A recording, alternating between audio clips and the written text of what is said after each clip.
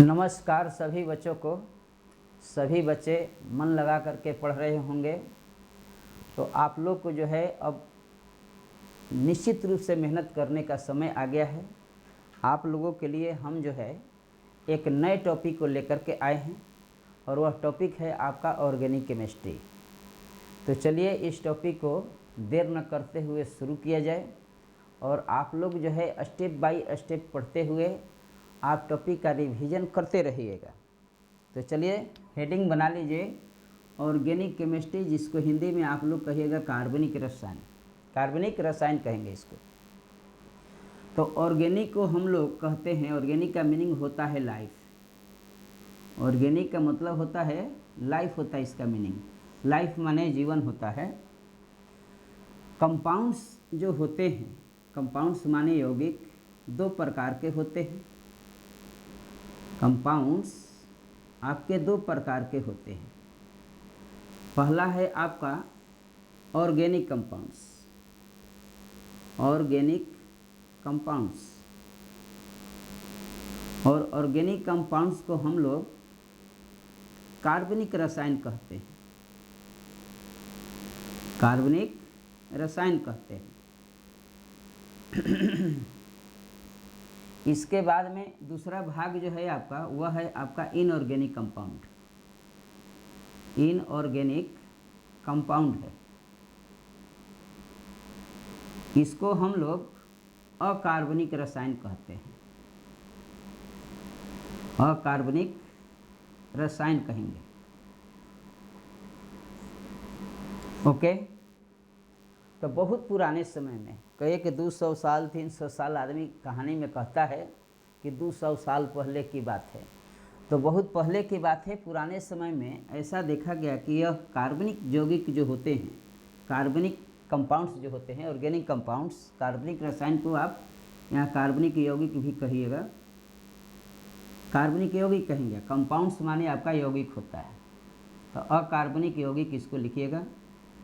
अब देखिए, पुराने समय में हम क्या कहें कि ऑर्गेनिक कंपाउंड्स जो होते हैं वह प्लांट्स और एनिमल्स, एनिमल माने जीवित चीज़ों से जो है, जीव जंतुओं से प्राप्त होता था, प्लांट से प्राप्त होता था, लिविंग ऑर्गेनिज्म से प्राप्त होता था।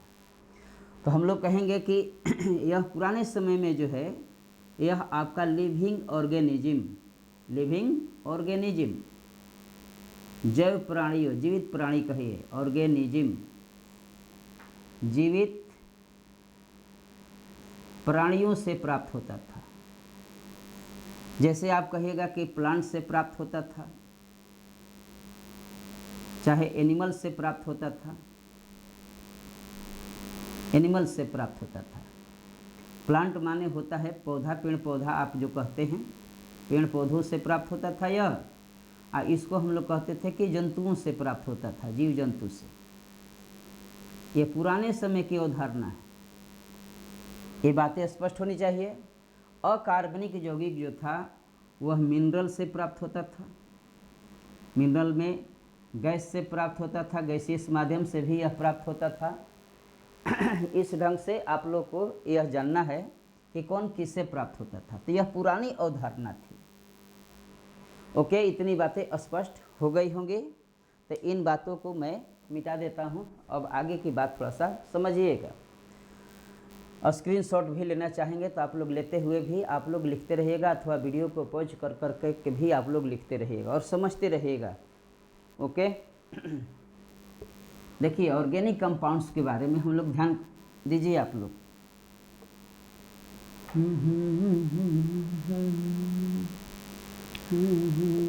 ऑर्गेनिक कंपाउंड्स, ऑर्गेनिक कंपाउंड्स, जिसको आप लोग कहिएगा कार्बनिक यौगिक, कार्बनिक यौगिक कहेंगे।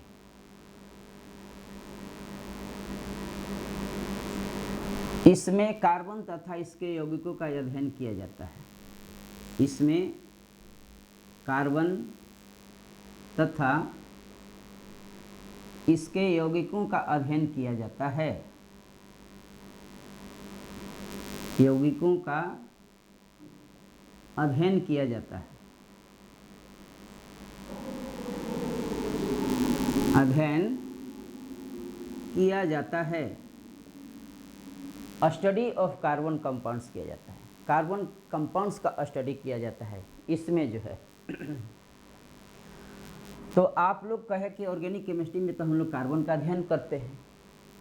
सवाल यह है कि पीरियोडिक टेबल में बहुत सारे तत्व हैं, एक कार्बन को अकेला हम लोग जो है कार्बनिक रसायन में अध्ययन करते हैं और शेष तत्वों का अध्ययन जो है हम लोग इनऑर्गेनिक में करते हैं, कुछ का ऑर्गेनिक में और कुछ का इनऑर्गेनिक में। ऐसा नहीं है, केवल अकेले कार्बन का अध्ययन हम लोग जो है ऑर्गेनिक केमिस्ट्री में करते हैं, चाहे इसके यौगिक का अध्ययन करते हैं, लेकिन शेष जितने भी एलिमेंट हैं उन सब का अध्ययन जो है अलग किया जाता है। इसके पीछे रीज़न है कि कार्बन जो है, कार्बन के कुछ गुण को हम लोग को देखना होगा कि कार्बन के कुछ गुण क्या हैं, उन गुणों के आधार पर हम लोग देखेंगे कि कार्बन का अध्ययन हम लोग स्टडी जो है हम लोग अकेले क्यों करते हैं। तो इस बात पर थोड़ा सा ध्यान दीजिए आप लोग। कार्बनिक यौगिक में आप लोग एग्जाम्पल में दे सकते हैं कि CH4 हो गया, चाहे आप कह सकते हैं C6H12O6 होता है। ये सब जो है कार्बनिक यौगिक हैं जिसका अध्ययन हम लोग करते हैं ऑर्गेनिक केमिस्ट्री में। तो मिटा दे इसको।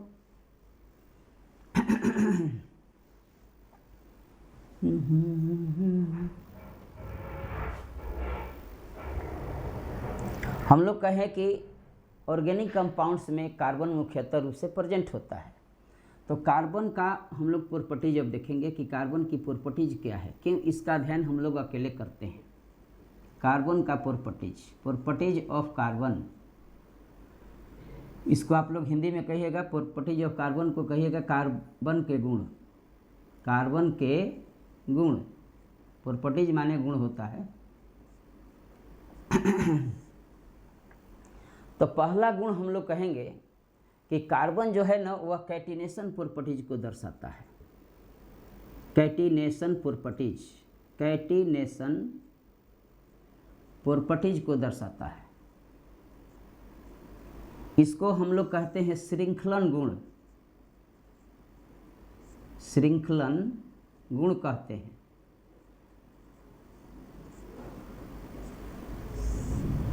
अब ये समझिएगा कि आपका कैटिनेशन प्रॉपर्टीज क्या है। ओके,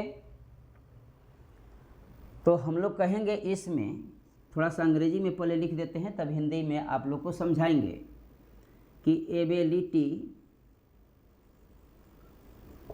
ऑफ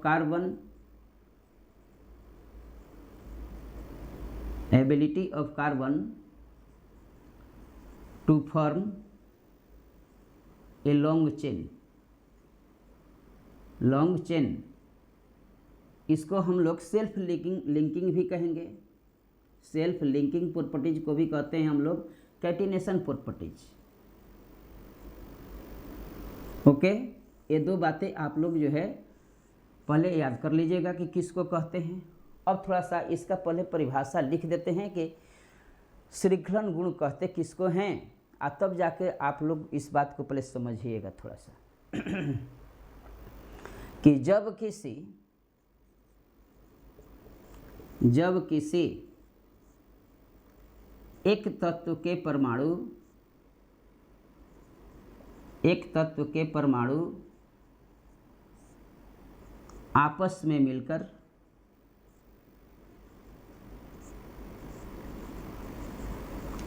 में मिलकर सहसंयोजक बंध बनाते हैं। सहसंयोजक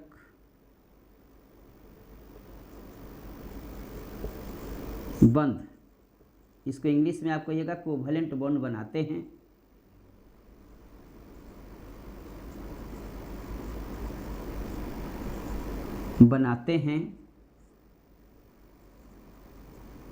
तो यह गुण, यह प्रॉपर्टी जो है कैटिनेशन प्रॉपर्टीज कहलाता है, श्रृंखलन गुण कहलाता है, कैटिनेशन गुण कहलाता है।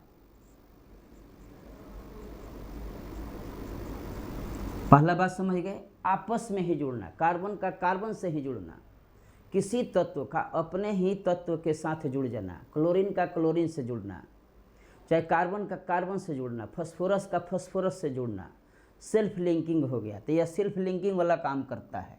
सेल्फ प्रॉपर्टीज हम लोग इसमें कहे हैं।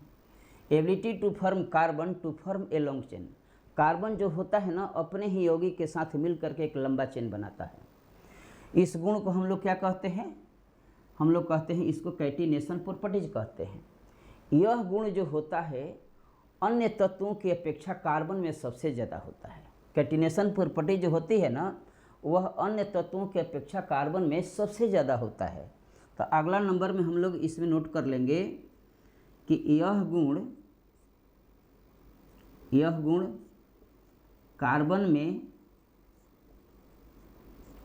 सबसे अधिक होता है, कार्बन में सबसे अधिक होता है।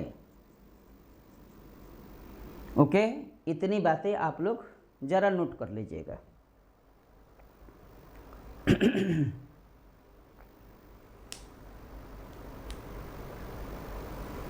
हो गया होगा, अब समझिएगा थोड़ा सा बात मिटा दें। देखिए ऊपर से इतना बात मिटा देते हैं।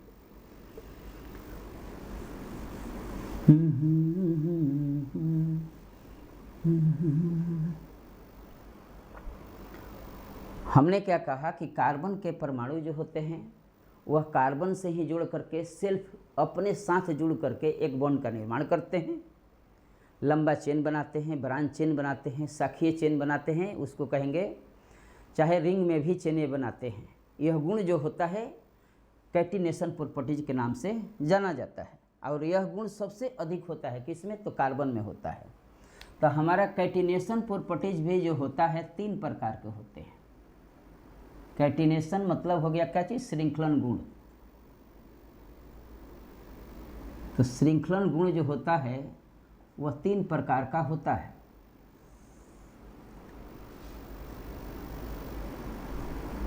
तीन प्रकार का होता है। एक होता है यह सीधी श्रृंखला का निर्माण करता है। कार्बन जो होता है सीधी श्रृंखला का निर्माण करता है, स्ट्रेट चेन का निर्माण करता है, स्ट्रेट चेन। दूसरा होता है यह ब्रांच चेन का निर्माण करता है, ब्रांच्ड चेन, जिसको आप लोग शाखीय श्रृंखला कहेंगे, शाखीय श्रृंखला कहेंगे।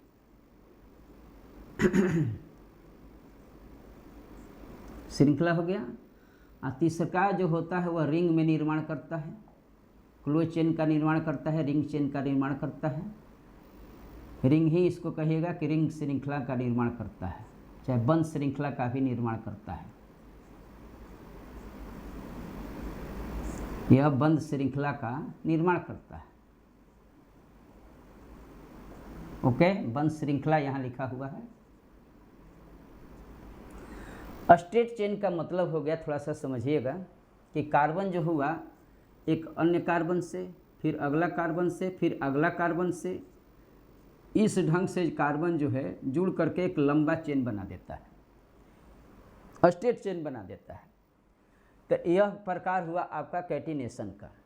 ओके, जैसे आप लोग ऐसे लिखते हैं ना कि CH3 CH2 CH2 CH3, तो यह चेन आपका जो हो गया स्ट्रेट चेन हो गया। ऐसे चेन का निर्माण जो है कार्बन करता है, जो उसका कैटिनेशन प्रॉपर्टीज के अंतर्गत आता है।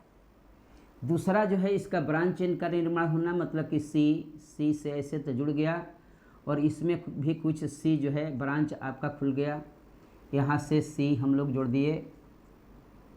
इस ढंग से भी जो है अपने यौगिक का निर्माण करता है ब्रांच के रूप में।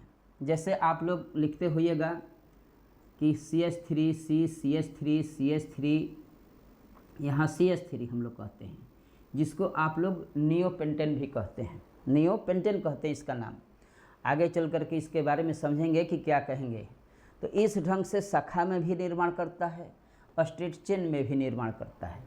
बंद श्रृंखला में जैसे कि CH2 CH2 CH2 CH2, इस ढंग से भी यह निर्माण करता है। इसको हम लोग साइक्लोब्यूटेन कहते हैं, साइक्लोब्यूटेन हम लोग कहते हैं इसको। ओके, तो हम लोगों ने इसमें क्या देखा कि कैटिनेशन गुण जो होता है वह 3 तरह का होता है। स्ट्रेट चेन में भी निर्माण करता है यह कार्बन, ब्रांच चेन में भी अपने कंपाउंड्स का निर्माण करता है और बंध श्रृंखला में भी अपने यौगिकों का निर्माण करता है। इस गुण को हम लोग कहते हैं कैटिनेशन प्रॉपर्टीज। अगर आपसे पूछता है परीक्षा में कि कार्बन के कैटिनेशन प्रॉपर्टीज को समझाएं, तो ये बातें अब आप लोगों को शायद समझ में आ गया होगा, या लिखने के बाद में हम लोग ये एग्जाम्पल दे देंगे कि यह 3 प्रकार के होते हैं और तीनों में ऐसे स्ट्रक्चर दे करके लिख देंगे। तो यह क्वेश्चन जो है आप लोग को लिखने आ जाना चाहिए। अब आगे की बात थोड़ा सा समझिएगा। हम लोग क्या देखें कि कार्बन में जो है हम लोग मुख्य रूप से तो कार्बन का ही अध्ययन किए, कार्बन का स्टडी किए, इसलिए इसको कार्बन केमिस्ट्री भी कहा जाता है। तो हम लोग कहेंगे क्या कि ऑर्गेनिक कंपाउंड्स में कार्बनिक यौगिक में, ऑर्गेनिक कंपाउंड्स मतलब कार्बनिक यौगिक में, कार्बनिक यौगिक में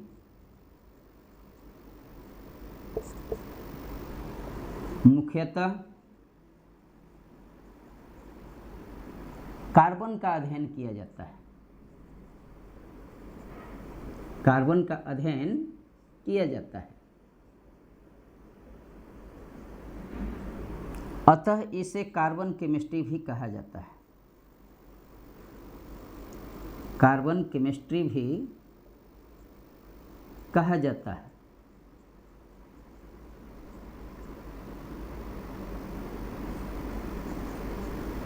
कहा जाता है।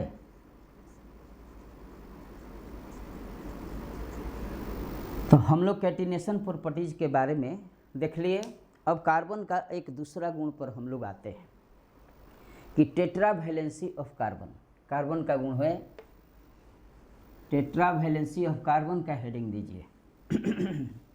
समझिएगा थोड़ा सा, तब लिखिएगा आप लोग। टेट्रावैलेंसी ऑफ कार्बन, कार्बन के दूसरा गुण है टेट्रावैलेंसी ऑफ कार्बन। टेट्रावैलेंसी को हम लोग हिंदी में कहते हैं समचतुष्फलक, समचतुष्फलक हो गया। कार्बन का समचतुष्संयोजकता भी इसको कहिए, एक तरह से कहिए हिंदी में इसको समचतुष्संयोजकता भी कह सकते हैं। तो देखिए कि कार्बन की वैलेंसी जो होती है वह 4 होती है। कार्बन का अध्ययन जब हम लोग करेंगे तो कार्बन का क्या है ना कि कार्बन का परमाणु संख्या आपका 6 होता है। कार्बन का परमाणु संख्या 6 होता है। इसके बारे में थोड़ा सा जानिए। अब अगर इसका इलेक्ट्रॉनिक विन्यास आप लिखते हैं तो यह होता है 1s2, 2s2 और 2p2 होता है, 2p2 होता है। तो इसके 72वें कक्ष में देखेंगे तो यहाँ 2p2 है जो कि 2 इलेक्ट्रॉन है। ऐसे आप भरते हैं ना कि सर एक घर में यहाँ पर 1s2 जो है 2 घर तो यह भरा हुआ है पूरा कंप्लीटली रूप से, 2s में भी 2 इलेक्ट्रॉन रहेंगे तो ये भी आपका पूरा भरा हुआ है। और यहाँ 2p2 में 3 घर होता है, एक घर में 2 इलेक्ट्रॉन रहता है, अपोजिट स्पिन से होता है। तो आपका यहाँ 2 घर भरा हुआ है। तो यहाँ अनपेयर्ड इलेक्ट्रॉन, अनपेयर्ड मतलब कि पेयर जो नहीं है, जोड़ा के रूप में जो नहीं है, वह इलेक्ट्रॉन यहाँ पर 2 है। तो हम लोग कहेंगे कि ग्राउंड स्टेट में कार्बन की संयोजकता 2 होती है। कार्बन की संयोजकता 2 होती है, हो गया। इसकी वैलेंसी 2 होती है। अगले स्टेज में क्या है कि यह जो है अपने आप को और मजबूत करने के लिए यहाँ का 1 इलेक्ट्रॉन इसमें चला जाता है, जिसको हम लोग एक्साइटेड स्टेट कहते हैं, उत्तेजित अवस्था कहते हैं। तो एक्साइटेड स्टेट मतलब कि उत्तेजित अवस्था में, उत्तेजित अवस्था में इसमें का 1 इलेक्ट्रॉन यहाँ चला गया। तो आप देखिए तो ज़रा कि इसमें तो 1s2 तो है ही पूरा भरा हुआ है, लेकिन इसमें आपका 1 इलेक्ट्रॉन रह जाता है। तो आपका 2s1 हो गया और इसमें आपका 3 इलेक्ट्रॉन हो गया। सारा घर में एक एक आदमी मौजूद यदि हो गया तो वह घर अधिक मजबूत न दिखाई देगा, कोई भी घर खाली नहीं है। इसलिए इसमें का एक इलेक्ट्रॉन अपने को मजबूती प्रदान करने के लिए इसमें का एक इलेक्ट्रॉन इसमें चला जाता है। तो यहाँ तो हो गया आपका 2p3 हो गया। तो हम लोग कहेंगे कि अब अनपेयर्ड इलेक्ट्रॉन कितने हैं, तब अनपेयर्ड इलेक्ट्रॉन जो होते हैं वह 4 हैं आपके। तो आपका अनपेयर्ड इलेक्ट्रॉन 4 है, इसलिए संयोजकता इसकी जो होती है वह 4 होती है। संयोजकता इसकी क्या होती है, 4 होती है, इसकी वैलेंसी 4 होती है। ओके, तो किस अवस्था में, तो हम लोग कहेंगे कि सर यह उत्तेजित अवस्था में इसकी संयोजकता 4 होती है। ग्राउंड स्टेट में इसकी संयोजकता क्या होती है, 2 होती है।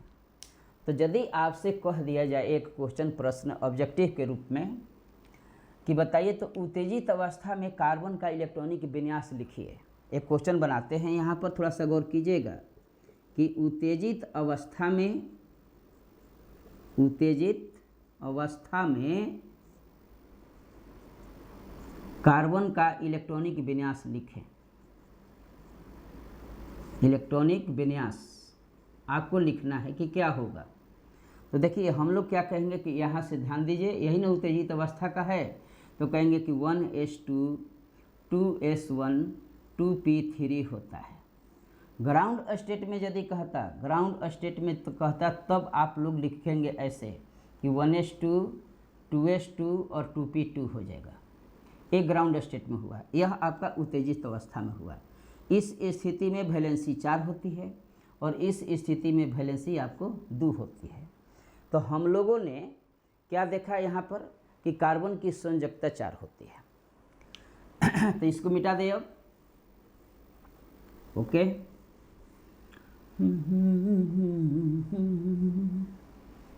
अब इस बात को देखिएगा, टेट्रा वैलेंसी ऑफ कार्बन का बात समझिए। चतुस्संयोजकता, इसको आप लोग हिंदी में चतुस्संयोजकता भी कह सकते हैं। चतुस्संयोजकता, समचतुष्फलक भी आप लिख सकते हैं। चतुस्संयोजकता, देखिए टेट्रा का मतलब होता है 4। इसमें टेट्रा वैलेंसी जो है 2 शब्द से न बना है, ऐसे लिख दीजिए इसको कि चतुस्संयोजकता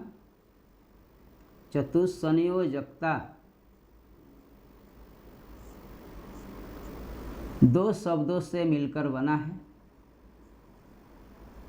अब टेट्रा वैलेंसी के बारे में हम लोग लिख रहे हैं, 2 शब्दों से मिलकर बना है, मिलकर बना है। पहला शब्द इसमें क्या आता है, तो टेट्रा, और टेट्रा का अर्थ होता है 4। टेट्रा का अर्थ होता है 4। दूसरा है आपका वैलेंसी। वैलेंसी को हम लोग हिंदी में संयोजकता कहते हैं, संयोजकता कहते हैं। ओके, वैलेंसी का मतलब होता है कंबाइनिंग कैपेसिटी, इसको कहिए एक तरह से, इंग्लिश में लिख देते हैं, हिंदी भी बता देंगे आपको। कंबाइनिंग कैपेसिटी इसको कहेंगे।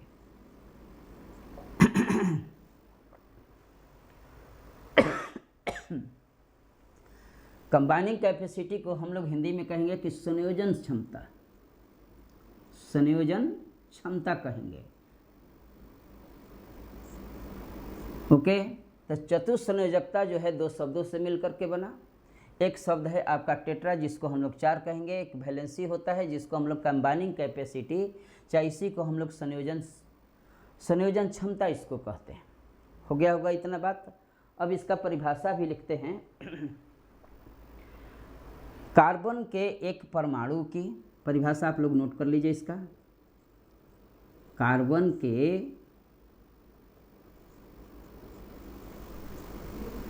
एक परमाणु की अन्य, एक मिनट थोड़ा सा रुकिएगा आप लोग। अच्छे से आप लोग नोट जरा करते रहिएगा।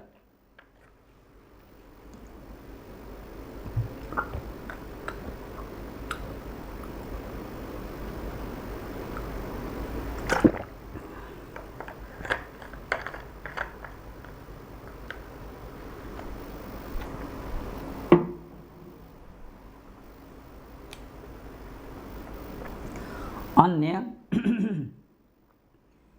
4 परमाणुओं के साथ अन्य 4 परमाणुओं के साथ सहसंयोजक बंध बनाकर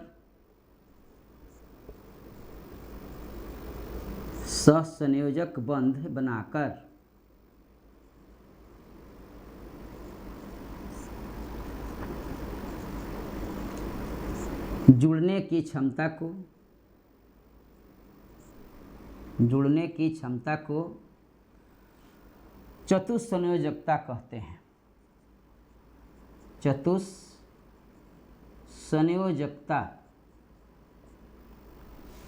मतलब कि टेट्रावैलेंसी कहते हैं।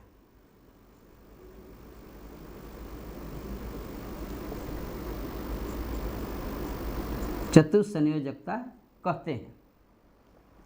ओके, 4 परमाणु के साथ, 4 हाइड्रोजन के साथ भी यह जो है जुड़ जाता है। तो ऐसे इसकी वैलेंसी चूंकि 4 न होती है तो कार्बन जो है ना, देखिए जैसे 4 हाइड्रोजन से ऐसे मिला तो यहाँ H, यहाँ H, यहाँ H, यहाँ H हो गया।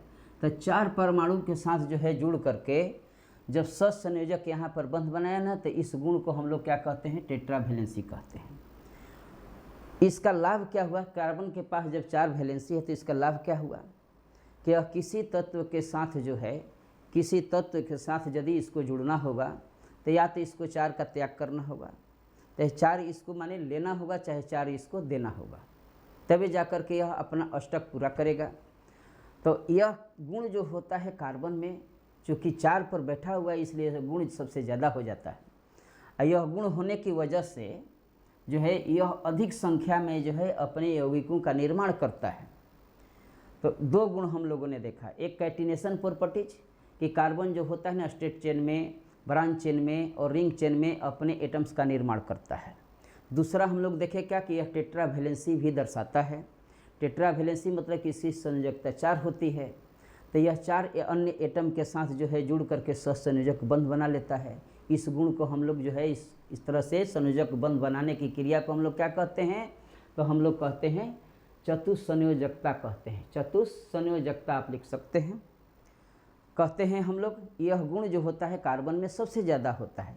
हम लोग यहाँ पर एक प्रश्न उठा सकते हैं कि सर सिलिकॉन में भी तो 4 होता है, तो सिलिकॉन का इतना संख्या क्यों नहीं हुआ, उसको क्यों स्टडी हम लोग अलग नहीं किए? तो हम लोग कहेंगे कि सिलिकॉन जो होता है, देखिए कार्बन के साथ जो है यौगिक बना लेता है आसानीपूर्वक।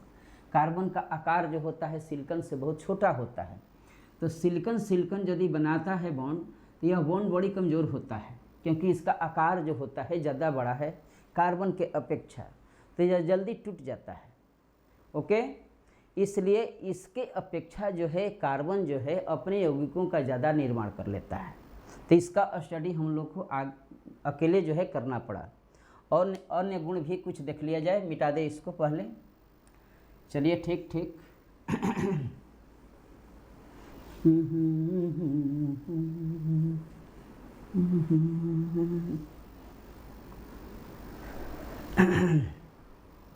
अब देखिए कार्बन के तीसरा गुण में देख लीजिए।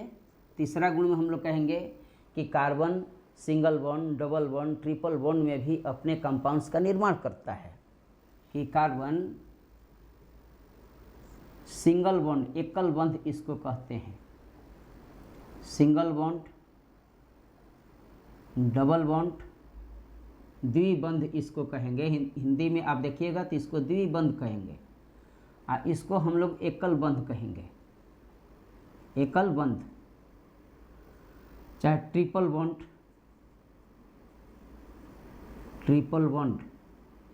त्रिबंध इसको कहिए, में अपने यौगिकों का निर्माण करता है। ये अपने यौगिकों का निर्माण करता है। जैसे इसमें C डबल बॉन्ड C भी होता है, C डबल बॉन्ड C भी होता है, C ट्रिपल बॉन्ड C भी होता है। तो यह double bond, triple bond, single bond में अपने यौगिकों का निर्माण करता है। यह हो गया। साथ ही साथ यह अन्य यौगिकों के साथ भी अपना कंपाउंड बनाता है, कि कार्बन अन्य यौगिकों के साथ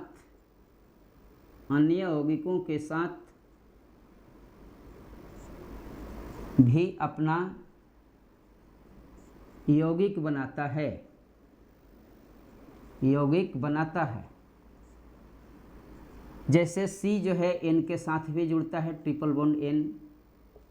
ओके, अन्य कंपाउंड बहुत सारा कंपाउंड है, N ही नहीं है, माने N के साथ ही नहीं, फास्फोरस के साथ भी अपना यौगिक का निर्माण कर लेता है। सल्फर के साथ CS भी बनाता है, बॉन्ड CS भी बॉन्ड होता है।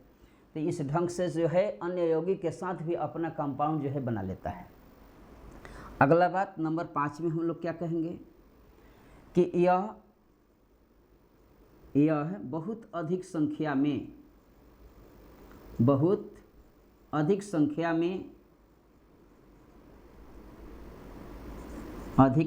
में समावयी प्रदर्शित करता है। आइसोमर प्रदर्शित करता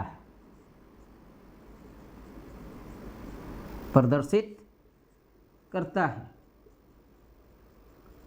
इन्हीं गुणों के कारण कार्बन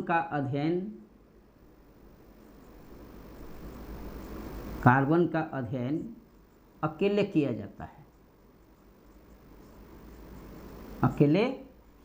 जाता है, जिसे कार्बन केमिस्ट्री या ऑर्गेनिक केमिस्ट्री के नाम से जानते हैं,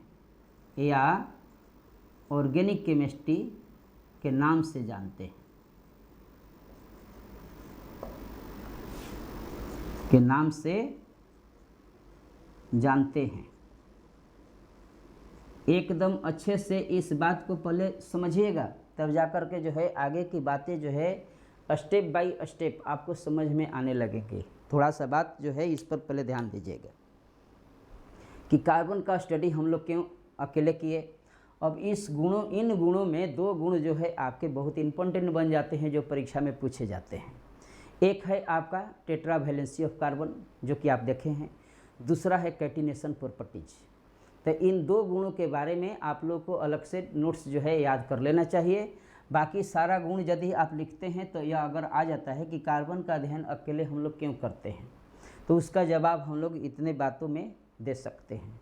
तो यहाँ तक समझ में आई होगी। अब आगे की बात किया जाए थोड़ा सा, अब समझिएगा थोड़ा सा।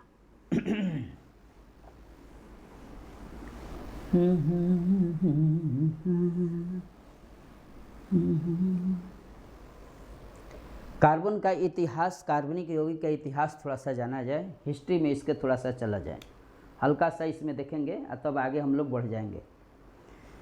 देखिए, बर्जीलियस था साइंटिस्ट, बर्जीलियस।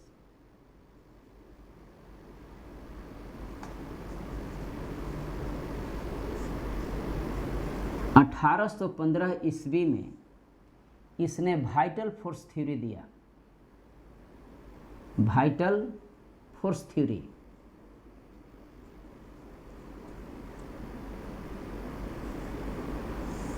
जैव शक्ति का सिद्धांत। देखिए, थोड़ा सा इस पर बात ज़्यादा चर्चा हम लोग नहीं करेंगे, क्योंकि यह मैट्रिक का चीज़ है। तो इनका मेन का नाम था कि ऑर्गेनिक कंपाउंड्स जो होते हैं ना, इसी वाइटल फोर्स के द्वारा बने होते हैं। इनको लैब में नहीं बनाया जा सकता है, कि 2 लाइन में एकदम जवाब इसका खाली दीजिए कि वाइटल फोर्स थ्योरी क्या है। तो हम लोग क्या कहेंगे कि बर्जीलियस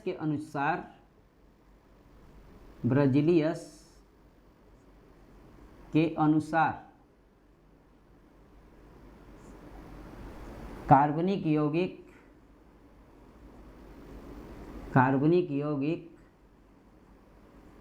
वाइटल फोर्स द्वारा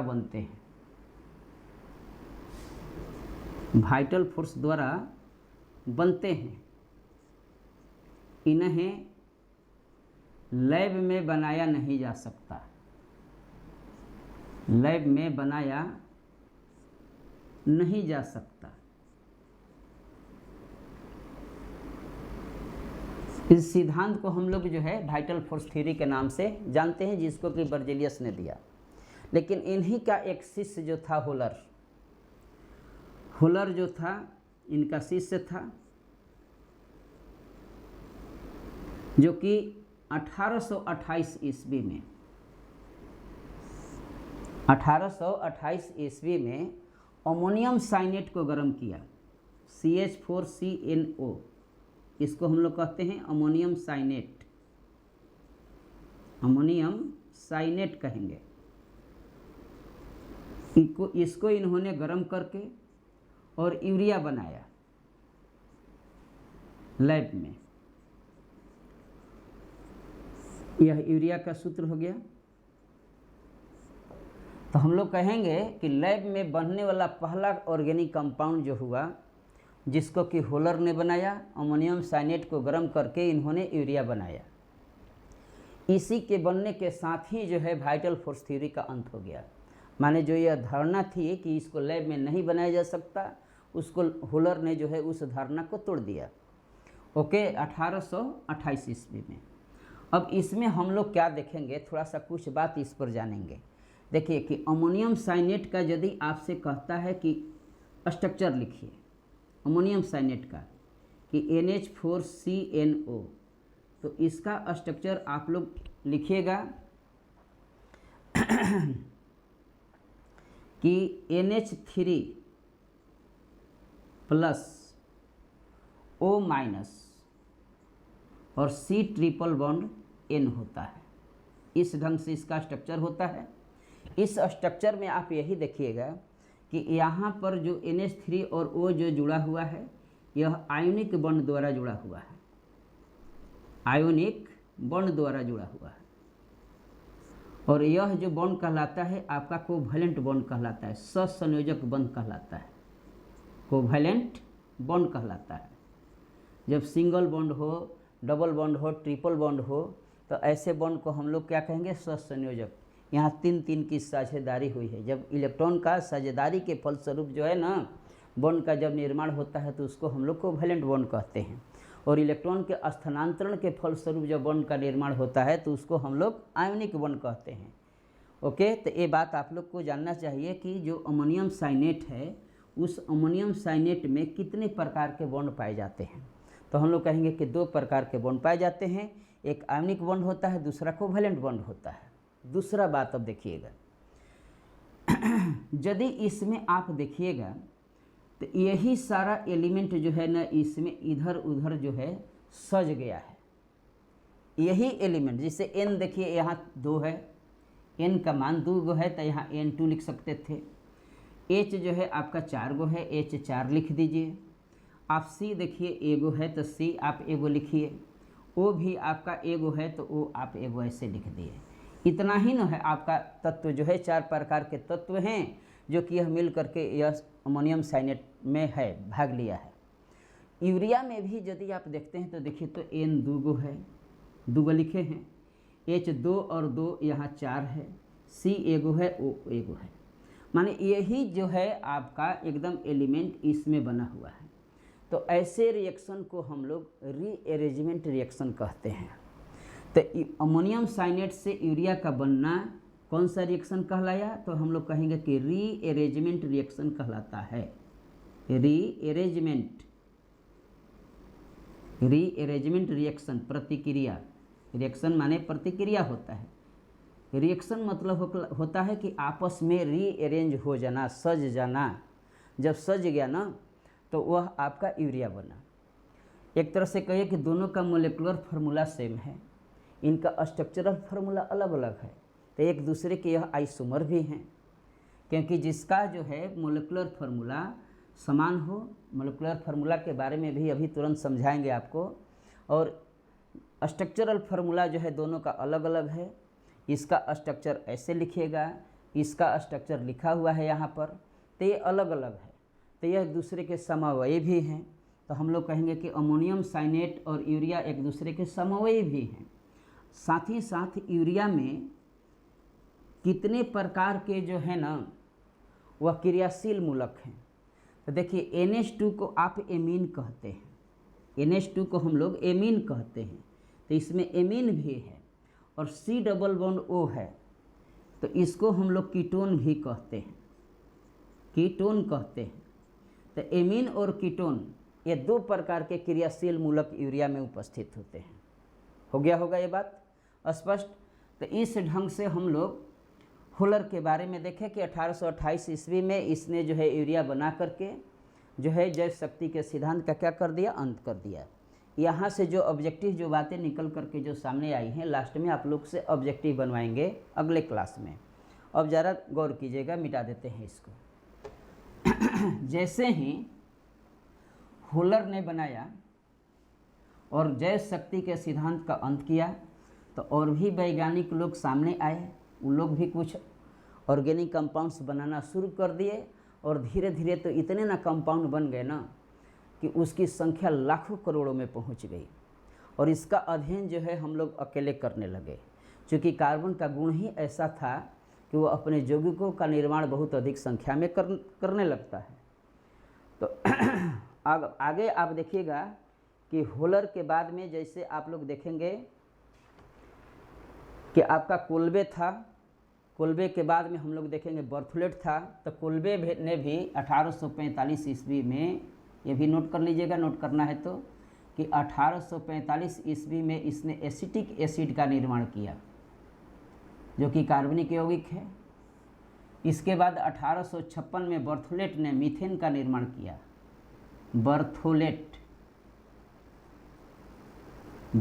ने 1856 में मीथेन का निर्माण किया। ओके, इस ढंग से बहुत सारे जो है कार्बनिक यौगिक प्रयोगशाला में बनने लगे। तो यहाँ तक बातें अब आप लोगों को समझ में आ गई होगी।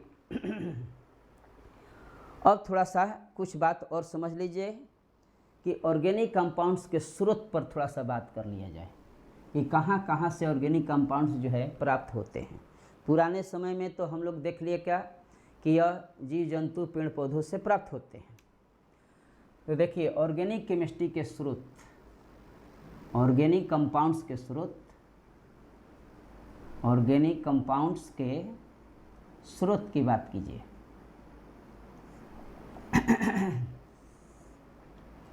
इसको हिंदी में आप कहिएगा कार्बनिक यौगिक, कार्बनिक यौगिक के स्रोत। देखिए पहला जो है आपको जीव जंतुओं से प्राप्त हुआ। बहुत सारा जो है जीव जंतु से कार्बनिक यौगिक भी प्राप्त होते हैं, जिसमें आप लोग फैट होता है, फैट के बारे में आप लोग जानते हैं। हनी होता है, मध हम लोग मधुमक्खी से प्राप्त करते हैं, ये भी एक कार्बनिक यौगिक है। फैट भी जो होता है वह एक कार्बनिक यौगिक होता है। इसके बाद में आप यूरिया हो गया, चाहे विटामिन हो गया, ये भी जो है जीव जंतु से प्राप्त होते हैं। यूरिया लिख सकते हैं, यूरिया हो गया, विटामिन हो गया, ओके, ये सब जो है जीव जंतुओं से प्राप्त होते हैं। दूसरा स्रोत था आपका, यह हो गया आपका एनिमल किंगडम हो गया। इसको कहिएगा जीव जंतु वाला जो है, इसको हम लोग क्या कहेंगे, एनिमल किंगडम। किंगडम से प्राप्त स्रोत जो होते हैं वे ऑर्गेनिक कंपाउंड्स होते हैं। अब देखिएगा पेड़ पौधा से भी यह प्राप्त होता है।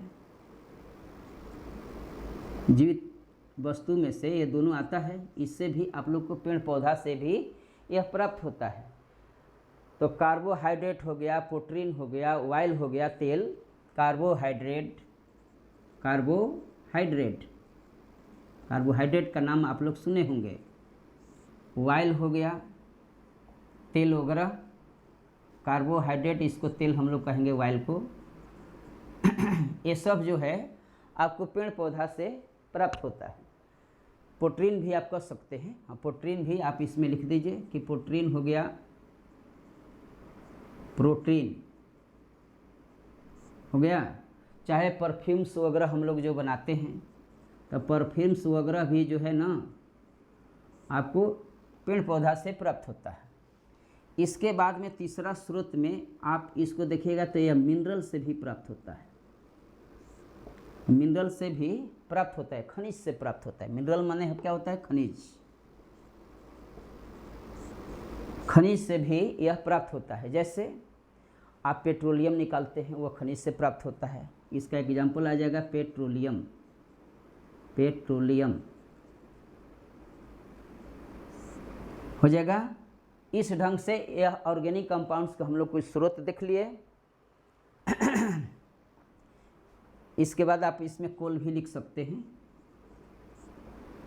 कोल जो है आपका मिनरल से ही प्राप्त होता है। चौथा भी आप बात कर सकते हैं, थोड़ा सा देखिएगा। चौथा में हम लोग कहेंगे कि फंजाई वगैरह से प्राप्त होता है। कवक जिसको कहते हैं आप, फंगी कवक कहते हैं इसको। तो कवक से जो है जो कार्बनिक यौगिक प्राप्त होते हैं ना, तो उसको कहेंगे कि ईस्ट की उपस्थिति में, ईस्ट के साथ जटिल कार्बनिक यौगिक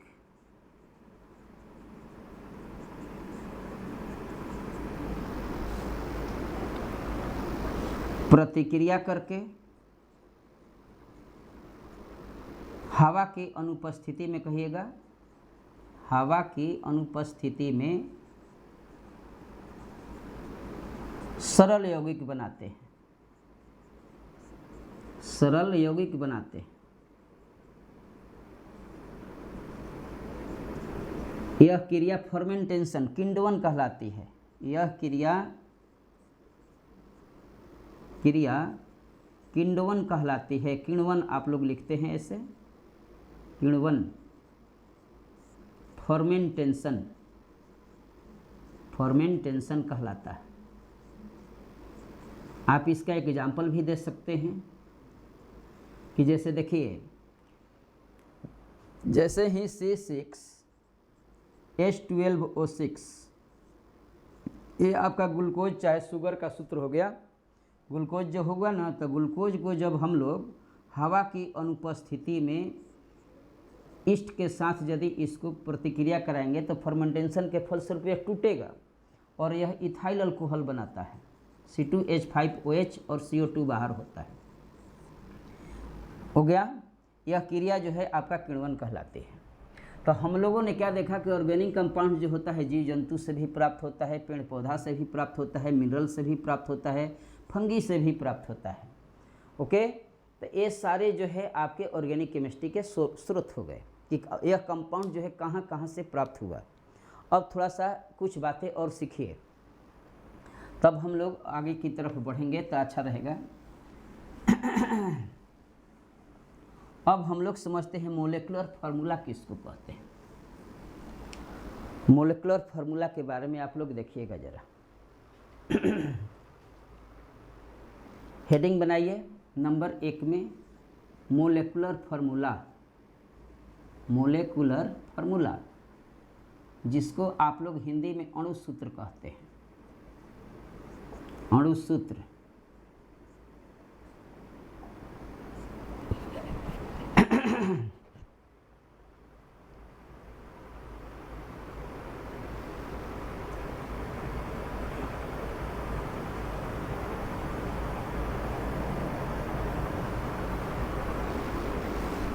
समझिएगा थोड़ा सा।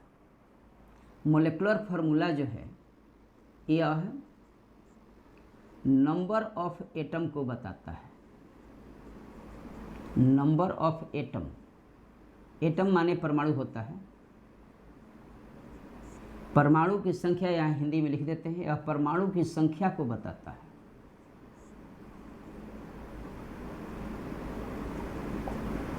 संख्या को बताता है। दूसरा बात कि यह परमाणुओं के प्रकार को बताता है। परमाणुओं के प्रकार को बताता है कि कितने प्रकार के परमाणु उसमें मौजूद हैं, प्रकार को बताता है। यह नोट करके यह बात लिखिएगा थोड़ा सा इस चीज़ को कि यह कनेक्टिविटी ऑफ एटम को नहीं बताता है, कनेक्टिविटी ऑफ एटम को नहीं बताता है। कनेक्टिविटी ऑफ एटम का मतलब हो गया कि एक एटम जो है कैसे कनेक्ट हुआ है, एक एटम दूसरे एटम से कैसे कनेक्ट हुआ है, इस चीज़ को जो है मोलेकुलर फार्मूला कभी भी बताता नहीं है। जैसे आप लोग थोड़ा सा याद कीजिए, 10th क्लास में आप लोग पढ़े हैं कि सर इथाइल अल्कोहल का सूत्र हम लोग ऐसे लिखते थे और डाईमिथाइल ईथर का सूत्र जो है हम लोग ऐसे लिखते थे, और इन दोनों का यदि हम लोग मोलेकुलर फार्मूला लिखते तो देखिए इसमें C 2 गो है, 2 गो लिख दिए, H आपका 6 गो है और O 1 गो है। इसका भी तो वही बात है कि C 2 गो है, H 6 गो है, O 1 गो है। तो यह आपका मोलेकुलर फार्मूला हो गया, मोलेकुलर फार्मूला हो गया। अब इस फार्मूला पर ज़रा गौर कीजिए कि मोलेकुलर फार्मूला में जो आपने C2H6O लिखा है तो यह क्या बताया है। देखिए परमाणुओं की संख्या कि कार्बन के 2 परमाणु है, हाइड्रोजन के 6 परमाणु है, ऑक्सीजन के 1 परमाणु है। परमाणु की संख्या को तो यह बता दिया। दूसरा बात यह परमाणुओं के प्रकार को बताता है कि कार्बन, हाइड्रोजन और ऑक्सीजन, इसमें 3 प्रकार के जो है ना परमाणु मौजूद हैं। लेकिन ऑक्सीजन हाइड्रोजन से कैसे जुड़ा है, चाहे हाइड्रोजन कार्बन से कैसे जुड़ा हुआ है, इस कनेक्टिविटी को यह नहीं दर्शाया है। तो यह आपका मोलेकुलर फार्मूला कहलाएगा। ओके, इस ढंग से यदि कोई फार्मूला हम लोग लिखते हैं, अभी हम लोगों ने यूरिया और अमोनियम साइनेट को भी देखा था, तो उसका भी हमने आपको मोलेकुलर फार्मूला लिखा था। तो उसमें भी जब आप देखिएगा ना तो उसमें केवल परमाणु की संख्या चाहे परमाणु के प्रकार को ही बताया गया है। तो मोलेकुलर फार्मूला का मतलब यही होता है। उसी ढंग से बहुत सारा आप लोग जो है एग्जाम्पल दे सकते हैं।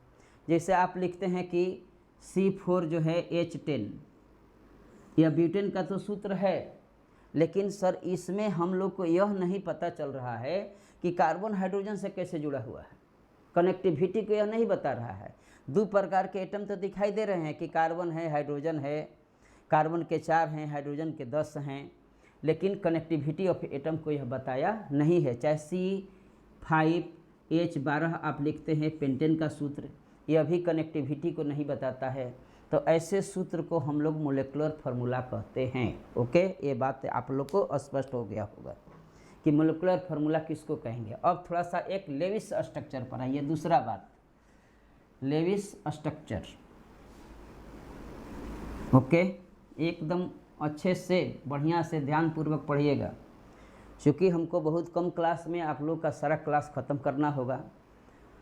तो आप लोग जो है थोड़ा सा वीडियो ज़रूर लंबा बनेगा, लेकिन ध्यान दीजिएगा थोड़ा सा।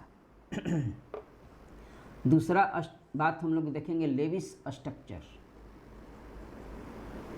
लेविस स्ट्रक्चर, तो लेविस स्ट्रक्चर में भी हम लोग नंबर ऑफ एटम को दर्शाते हैं, परमाणुओं की संख्या को दर्शाते हैं। पहला बात, परमाणुओं की संख्या को दर्शाते हैं,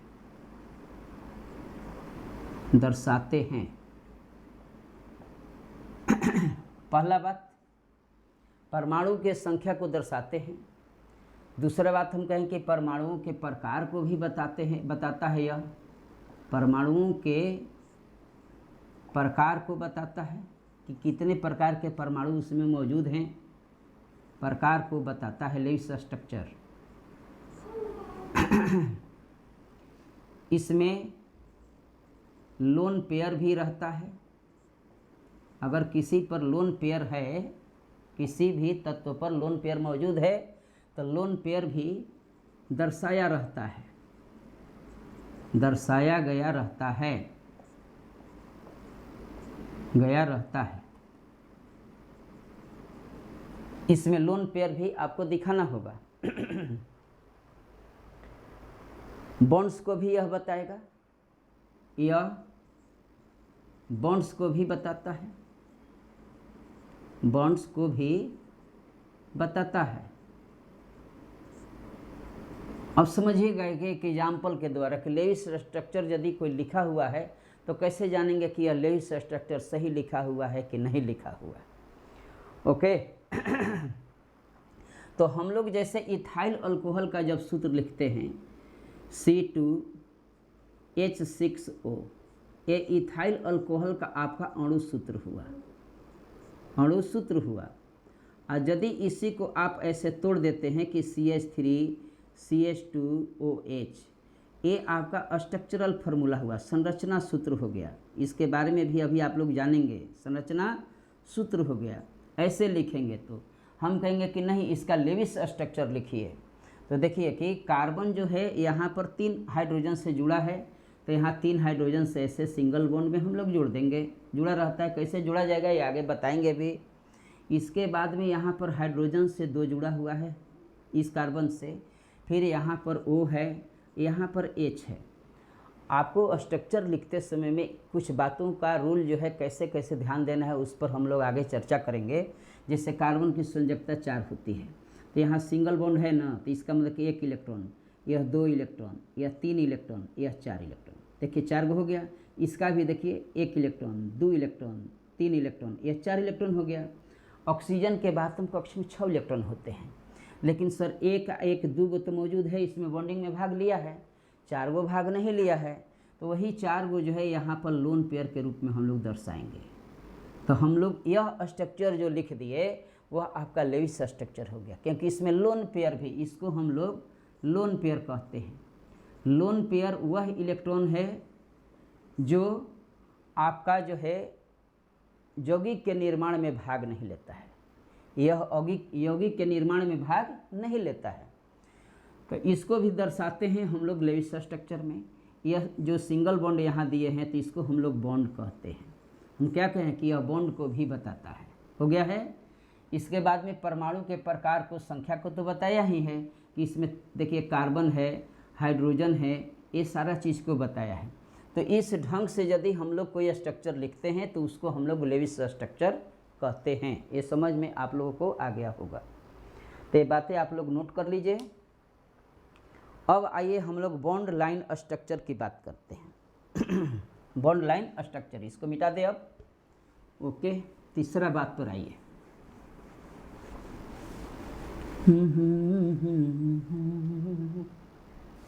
तीसरा बात आप लोग को जानना चाहिए कि बॉन्ड लाइन स्ट्रक्चर क्या है। बॉन्ड लाइन स्ट्रक्चर एकदम सबका हिंदी भी हम आपको लिखते चलेंगे। कोई भी दिक्कत भी होगा तो आप लोग मेरे व्हाट्सएप पर कमेंट करके भेज सकते हैं, ताकि उसको अगले क्लास में जो है उसको हल किया जा सके। इसको हम लोग बंध रेखा संरचना हिंदी में कहेंगे। बंध रेखा संरचना। देखिए कार्बनिक यौगिक को कैसे हम लोग इसमें दर्शाएंगे। पहले आप लोग जो है इस बात को समझिए कि कार्बनिक यौगिक में कार्बनिक रसायन में कहिए, कार्बनिक रसायन में कार्बनिक यौगिकों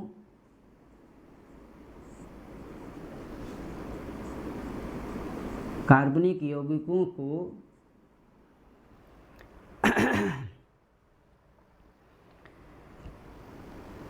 कागज पर दर्शाने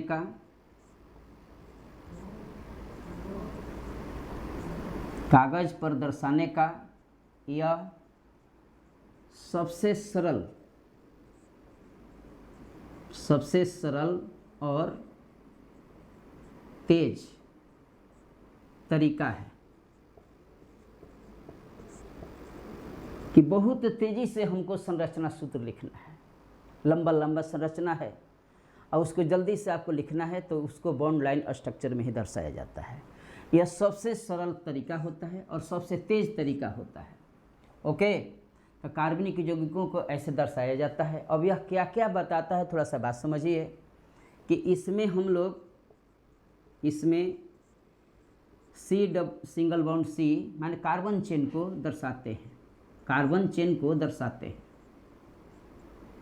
दर्शाते हैं। इसमें C double bond C, C triple bond C को भी दर्शाते हैं। अगर डबल बॉन्ड ट्रिपल बॉन्ड है तो उसको भी दर्शाते हैं। ये बात हो गई है। अब अगला बात देखिए कि सबसे लॉन्गेस्ट कार्बन चेन, सबसे लॉन्गेस्ट, यह मेन रूल हो गया, इसको ध्यान में रखिएगा। सबसे लॉन्गेस्ट कार्बन चेन, लॉन्गेस्ट मतलब सबसे लंबा, कार्बन चेन को जिगजग रेखा द्वारा, जिगजग, जिगजग मतलब टेढ़ी मेढ़ी रेखा, इसको कहेंगे आप लोग टेढ़ी मेढ़ी रेखा,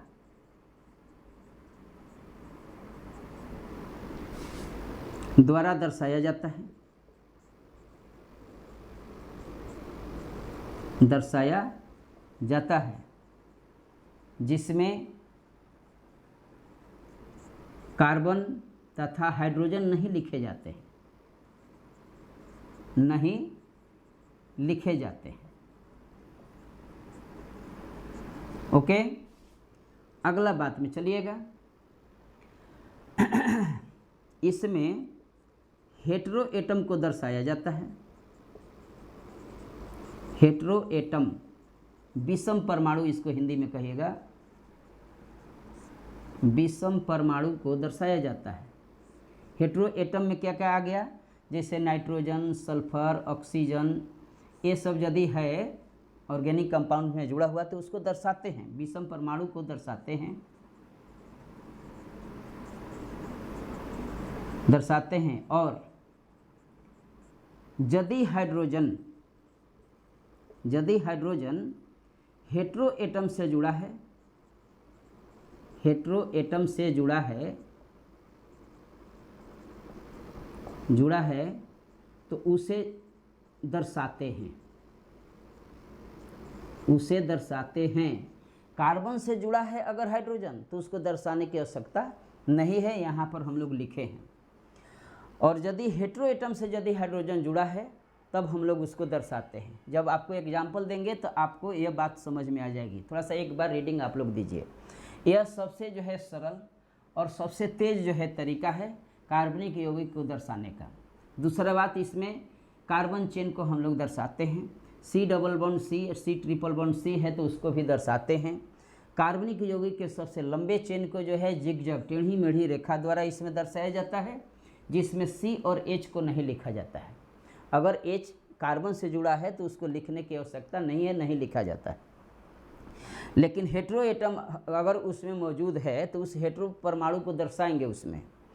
और उस हेटेरो एटम से यदि हाइड्रोजन जुड़ा है तो उस हाइड्रोजन को भी आपको दर्शाना जरूरी है।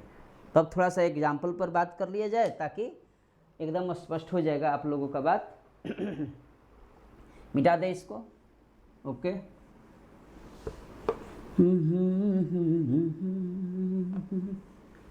जैसे मान लीजिए कि आपको एक स्ट्रक्चर दिया हुआ है कि CH3 CH2 CH2 CH3 दिया हुआ है, कहता है कि इसको बॉन्ड लाइन स्ट्रक्चर में लिखिए। तो देखिए टेढ़ी मेढ़ी रेखा द्वारा कैसे इसको लिखेंगे, गौर कीजिएगा ज़रा। यहाँ पर एक ऐसे बिंदु दे देंगे, या कार्बन को बताया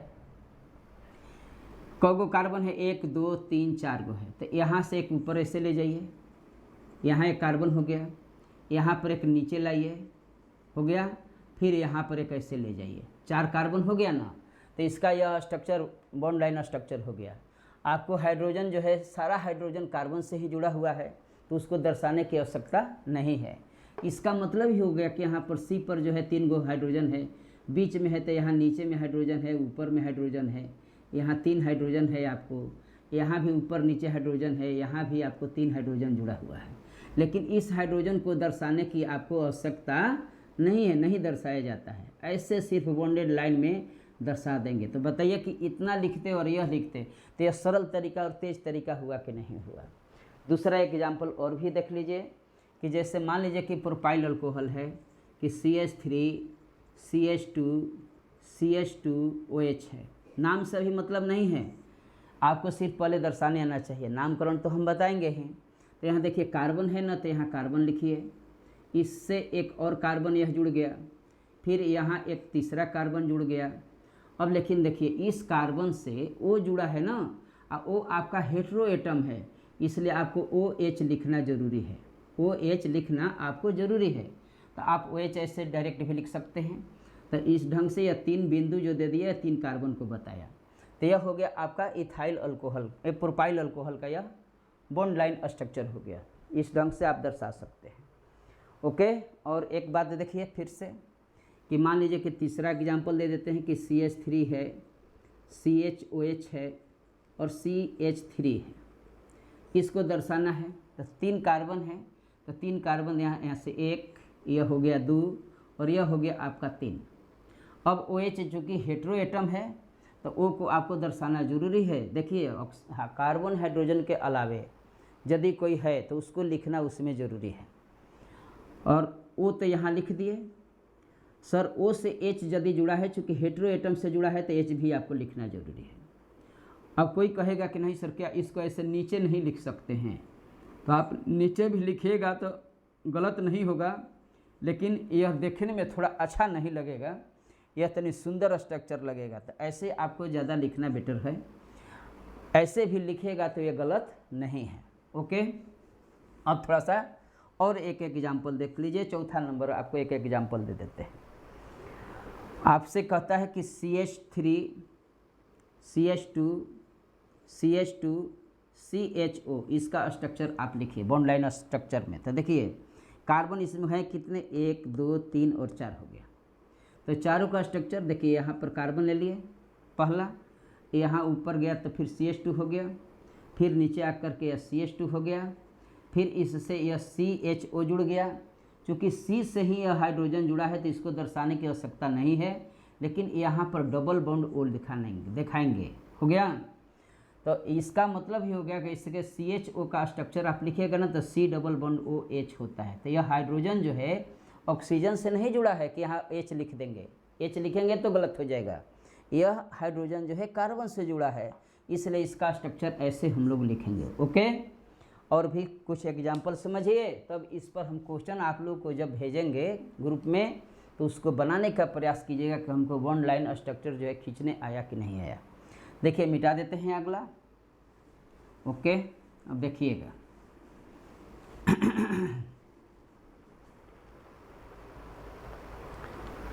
मान लीजिए कि आपसे क्वेश्चन दिया हुआ है नंबर 5 में कि CH3 CH2 NH CH2 CH3, कहता है कि इसका बॉन्ड लाइन स्ट्रक्चर खींचिए। तो देखिए यहाँ 2 कार्बन है ना पहले, तो यहाँ 1 कार्बन, यहाँ 2 कार्बन हो गया। तीसरा तो आपका नाइट्रोजन जुड़ा हुआ है। अच्छा, इधर से भी देखिएगा तो आपका 2 कार्बन जुड़ा हुआ है और नाइट्रोजन चूँकि हेटेरो एटम है, और हेटेरो एटम के साथ में जो है हाइड्रोजन आपको जुड़ा हुआ है, तो उस हाइड्रोजन को तो दर्शाइएगा ही। तो यहाँ ऐसे खींचेंगे, यहाँ N लिखना जरूरी है, इससे हाइड्रोजन जुड़ा है चूँकि हेटेरो एटम था। हम कहे हैं कि स्ट्रक्चर में हेटेरो एटम को लिखना बड़ी ज़रूरी है। अब इसमें जो है आपको कार्बन हो गया 1 और 1 यह हो गया 2। इस ढंग से इसको हम लोग बॉन्ड लाइन स्ट्रक्चर में दिखाएंगे, लिखने आ जाएगा। अब ज़रा अगला थोड़ा सा देखिएगा एक और दे देते हैं आपको एक एग्जाम्पल, मिटा दे इसको। एक एग्जाम्पल दीजिएगा नंबर 6 कि CH3 CHOH CH2, इसके बाद में लिखिए कि C डबल OH यहाँ कर देते हैं, C डबल OH लिख दीजिए, CH2 यहाँ डाल दीजिएगा। तो इसका कहते हैं कि बॉन्ड लाइन स्ट्रक्चर आप लिखिए। अब समझिए, अच्छा यहाँ CH होगा कि C डबल OH होगा, कैसे जान जाएंगे कि सही है कि गलत है? तो हम लोग कहेंगे कि सर कार्बन की संयोजकता 4 होती है, यहाँ 2 हाइड्रोजन है ना, तो 2 हाइड्रोजन इसे ऊपर नीचे देखिए, इधर सिंगल बॉन्ड है ही, इधर सिंगल बॉन्ड है ही, देखिए इसका संयोजकता 4 हो गया। मतलब कि यहाँ एक H कम कर दीजिएगा तो नीचे का बॉन्ड कम हो जाएगा, तो वैलेंसी 3 ना हो जाएगा, मतलब वो गलत स्ट्रक्चर हो गया। ओके, अब देखिएगा इसको कैसे दर्शाएंगे। 1 2 3 4 5 गो है कार्बन, तो 1 2 3 4 5 ऐसे 5 कार्बन आप लोग जो है बढ़िया से एकदम जिगजग मोशन में, जिगजग लाइन में, टेढ़ी मेढ़ी रेखा में आपको दर्शाना रहता है। अब देखिएगा इस दूसरा कार्बन से OH जुड़ा है, O जो है आपका हेटेरो एटम है, तो इसको आपको OH ऐसे दर्शाना होगा, OH हो गया। लास्ट में यहाँ पर देखिए COOH का स्ट्रक्चर यदि आप बाद में जानिएगा तो उसका स्ट्रक्चर ऐसे होता है, COOH का स्ट्रक्चर जो होता है इसका मतलब कि OH को तो सर दर्शाना जरूरी है, तो यहाँ OH को हम लोग दर्शाएंगे, OH हो गया क्योंकि यह कार्बन से जुड़ा हुआ था, हेटेरो एटम है यह। अब यह कार्बन से डबल बॉन्ड O है तो यहाँ पर डबल बॉन्ड O दे देंगे। यह हो गया आपका इसका बॉन्ड लाइन स्ट्रक्चर। तो बॉन्ड लाइन स्ट्रक्चर पर भी खींचने का आप लोग को जो है प्रयास करना होगा। इस ढंग से हम लोग जो है थोड़ा सा मेहनत करेंगे भी और आगे बढ़ेंगे भी और मज़ा आएगा। अभी आगे आगे बढ़ने दीजिए, कहानी जब आगे बढ़ेगी तो और आप लोगों को आनंद आएगा। लेकिन अभी जो साधारण जो बातें हैं, जो कुछ सीखने वाली जो हैं, यदि उसको नहीं सीखेंगे ना तो फिर आगे समझने में मज़ा नहीं आएगा। तो चलिए आज के लिए क्लास में इतना ही रहेगा। अगले क्लास में हम लोग फिर मिलेंगे। आप लोगों को यह जो है क्लास कैसा लगा, सभी बच्चे जो है लाइक सब्सक्राइब करते हुए कमेंट बॉक्स में ज़रूर लिखेंगे कि सर क्लास कैसा लगा। ओके, तो चलिए सभी बच्चों को बहुत बहुत धन्यवाद। ओके।